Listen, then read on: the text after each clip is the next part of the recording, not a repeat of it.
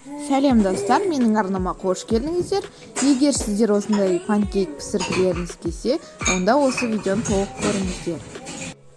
Бізге керек ингредиенттер: сүт, қант, ұн, жұмыртқа және шымшым сода мен шымшым тұз керек болады, және сұйық май. Ең алдымен біз сүтті, яғни сүт жарты литр болу керек, және сол сүтті өзіміздің ыдысымызға құйып аламыз. Содан кейін біз 2 жұмыртқамызды алып, оны жарамыз.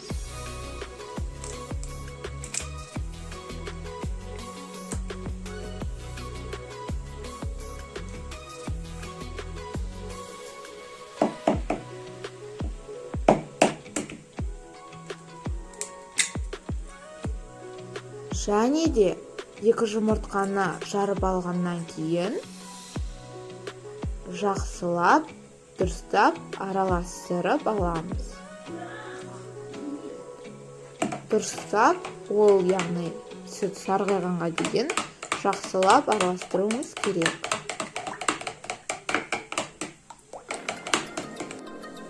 Мен мінекей жақсылап араластырып алдым. Енді оған қант салатын боламыз. Және де оны қасықпен жақсылап тұрып араластырамыз. Мінекей оны да жақсылап тұрып араластырып алдым. Енді оған яғни тұз бен соданы қосамыз. Оны да қасықпен жақсылап араластырамыз. Сода мен тұзды қосқаннан кейін біз яғни майды қосатын боламыз. Мен майды қосып біттім, және оны араластырып дұрыстап алдым. Енді бізге ең соңғы басты ингредиент ол бізде ұн. Ұнды біз жай-жайден қосатын боламыз. Және де біз ұнды салып алғаннан кейін оны жақсылап тұрып араластырып, оны қоюлатып аламыз.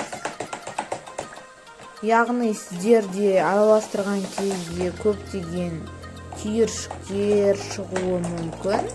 Яғни сіздер ұнды қосқаннан кейін қасықпен емес, блинчикпен араластырсаңыздар, бұнда түйіршіктер мүлдем шықпайды. Сондықтан блинчикпен араластырыңыздар. Менде блинчик болмағандықтан мен қасықпен араластыруға мәжбүр болдым.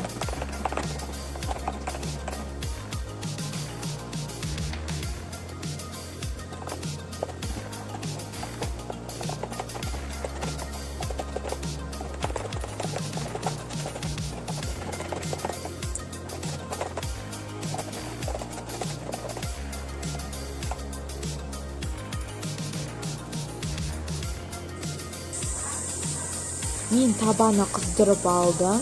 Енді оны пісірудемін. Піскенін, піспегенін білмеген болсаңыздар, онда егер сіздердің, яғни панкейктің үстінде көптеген көпіршіктер пайда болса, онда ол яғни оның асты пісті деген сөз. Мен аударайын деп жатқан кезде ол яғни шашырап кетті. Бұл әр адамның басында болады, сондықтан кешірім сұраймын. Сіздердің де бастарыңыздан осындай өткен шығар. Бірақ ол өте домалақ болып шықты.